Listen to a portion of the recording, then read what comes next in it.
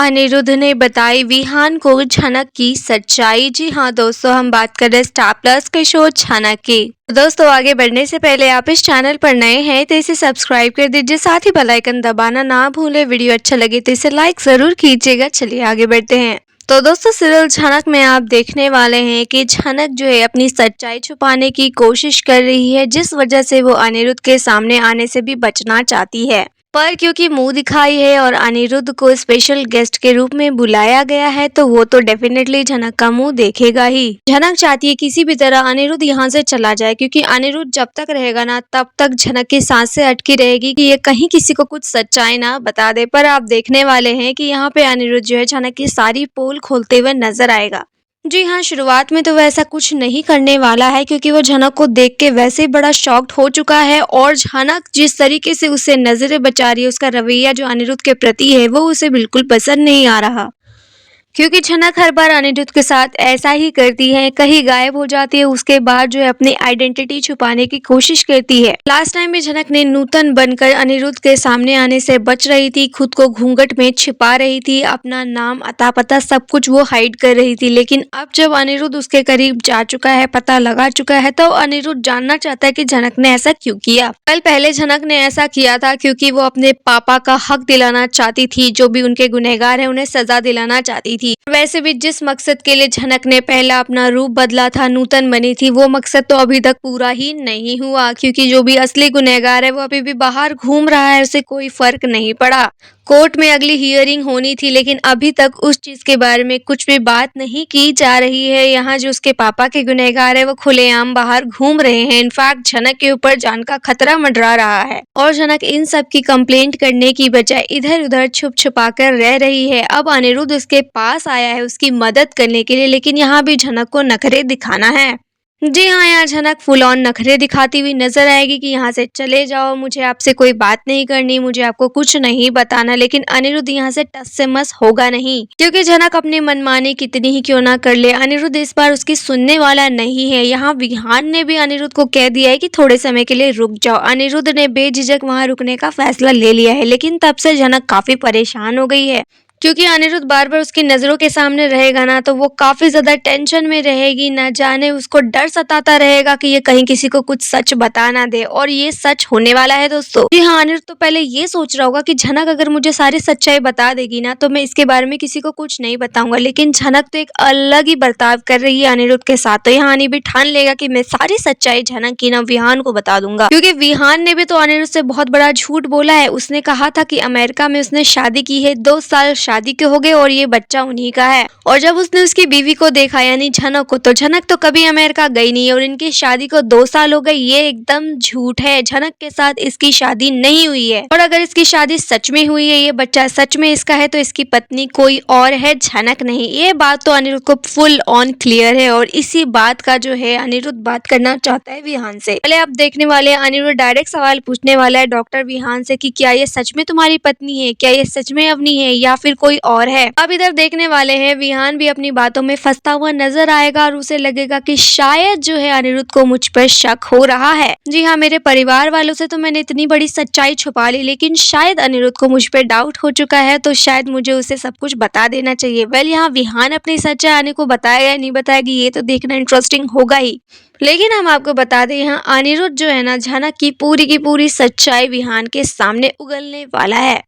जी हाँ, यहाँ अनिरुद्ध साफ साफ बता देगा कि ये अवनी नहीं है, तुम्हारी पत्नी तो नहीं है ये मैं फॉर श्योर हूँ। और विहान जब कहेगा तुम इतने कॉन्फिडेंस के साथ कैसे कह रहे हो कि ये मेरी पत्नी नहीं है, अनिरुद्ध कहने वाला ये झनक है, कोलकाता में रहती थी मेरे साथ मेरे घर पे और मैं इससे बहुत प्यार करता था। मेरी शादी अर्शी से इसी ने कराई है। कुछ टाइम पहले हम दोनों की शादी होने वाली थी, लेकिन स्थिति कुछ इस तरीके से बदल गई कि झनक ने मेरी शादी अर्शी से करवा दी और खुद कहीं चली गई। उसके बाद से तो मैं झनक को न जाने कहां ढूंढ रहा हूँ। झनक मुंबई में भी रहती है आदित्य कपूर के साथ, उसने कई सारे एड शूट फिल्म शूट भी किए हैं, कई सारे काम है उसके प्रोजेक्ट्स है, लेकिन न जाने झनक कहाँ खो गई थी। इसकी वजह से उसके करियर के ऊपर भी काफी सारा नुकसान हुआ है। मैं आदित्य न जाने झनक को कहाँ ढूंढ रहे हैं, लेकिन झनक यहाँ आके बैठी है, मुझे बहुत आश्चर्य हुआ। और चलो झनक मुझे यहाँ मिली तो मिली है, लेकिन झनक का जो रवैया है मेरे प्रति, मुझे पहचानने से इनकार कर रही है, मुझे अजनबी की तरह ट्रीट कर रही है, ये थोड़ा समझने वाली बात है। आखिर जनक ऐसा क्यों कर रही है, क्यों वो मुझसे बात नहीं कर रही, क्यों मुझसे अजनबी की तरह बिहेव कर रही है, इसके पीछे क्या कारण है, मैं ये जानना चाहता हूँ। और मुझे लगता है शायद तुम्हें इस बारे में पता होगा, इसलिए मैं तुम्हें पहले जनक की सच्चाई बताना चाहता था। तो आप देखेंगे विहान भी यहाँ साफ साफ मना करने वाला है कि जनक ने भी मुझे अपने बारे में कुछ नहीं बताया। जब वो मुझे मिली थी बेहोशी की हालत में गुजरात में, तो मैंने ही उसे ठीक किया था। उसके बाद जनक अपनी याददाश्त भूलने का नाटक कर रही थी और उसके बाद जो है मैं उसे अपने घर ले आया, क्योंकि मेरा बच्चा जो है इसके पास बहुत अच्छे से रहता है। अब मेरी बीवी तो चली गई मुझे छोड़कर, लेकिन इस बच्चे को मैं अकेले संभाल नहीं पा रहा। लेकिन ये जब जब जनक के पास जाता है ना, ये एकदम खुश हो जाता है, चुप हो जाता है, ऐसे मानो कि जनक को अपनी माँ मानता हो। जनक का रहने खाने पीने का कोई ठिकाना नहीं था, तो मैंने डिसाइड कर लिया था कि इसको मेरे घर चलना चाहिए, क्योंकि मैं अपने घर 2 साल बाद जा रहा था। तो मेरे घर वाले बेसब्री से इंतजार कर रहे थे कि नई बहू आएगी, नया बच्चा आएगा, लेकिन मेरी बीवी तो कहीं है ही नहीं, तो मैं अपने घर वालों को क्या जवाब देता। और जनक को अगर ऐसे ही अपने घर लेके जाता ना, तो मेरी माँ कभी भी उसे एक्सेप्ट नहीं करती, क्योंकि वो बहुत ही पुराने ख्याल की है, जैसे कि तुमने देखा ही।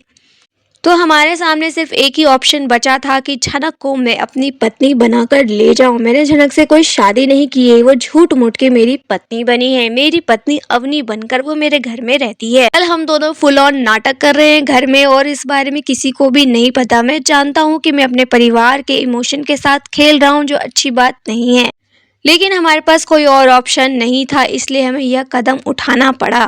दोस्तों, जब अनिरुद्ध को जनक के बारे में ये सारी सच्चाई मालूम होगी, तो वो जनक से और सवाल करना चाहेगा कि तुम यहाँ आई कैसे।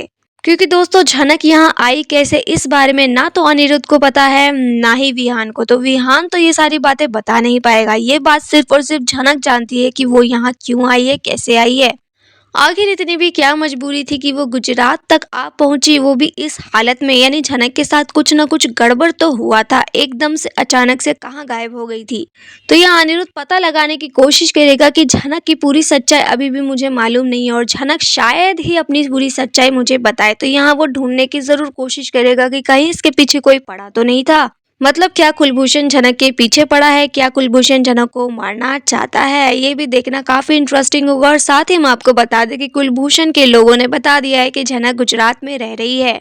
जी हाँ, उन लोगों ने पता लगा लिया है कि जनक एक ट्रक में जाके छुपी थी, और वो ट्रक जो है गुजरात जाके पहुंचा है। यानी जनक गुजरात में है। कुलभूषण को अब इस बारे में आइडिया लग चुका है, पता लग चुका है जनक के ठिकाने का। तो अब वो जनक तक कैसे पहुंचेगा, ये देखना काफी इंटरेस्टिंग होगा। और अगर वो इस बार पहुंचेगा, तो जनक को बचाने के लिए अनिरुद्ध पहले से ही उसके साथ मौजूद है, क्योंकि यहाँ पे अभी कुलभूषण को नहीं पता कि अनिरुद्ध भी वहाँ मौजूद है। तो यहाँ पे आप देखने वाले हैं कि जनक के पीछे दोबारा से वो गुंडे लगवाने वाला है, ताकि जनक को वहाँ से पकड़कर वापस लाया जा सके। अब दोस्तों, जब तक जनक अपने बारे में ठीक ठाक से अनिरुद्ध को बताएगी नहीं, तो उसकी जान को खतरा अभी भी मंडरा रहा है। वो कभी भी फिर से किडनैप हो सकती है, इसलिए उसे अनिरुद्ध को सारी सच्चाई बता देनी चाहिए, ताकि अनिरुद्ध अलर्ट रहे। यानी वो पहले से अच्छे से जनक को महफूज जगह पे रख पाए, ताकि दोबारा से कुलभूषण के गुंडे जनक को आसानी से पकड़ के ना ले जा पाए।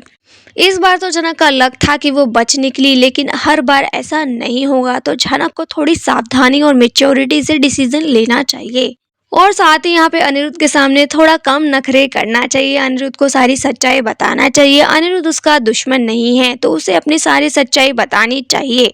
पर दोस्तों, यहाँ पे अनिरुद्ध ने सारी सच्चाई डॉक्टर विहान को बता दी है जनक के बारे में। तो आपका इस बारे में क्या कहना है, आप हमें कमेंट में बताइए। वीडियो अच्छा लगे तो इसे लाइक कीजिए, सब्सक्राइब कीजिए फॉर मोर अपडेट्स। धन्यवाद।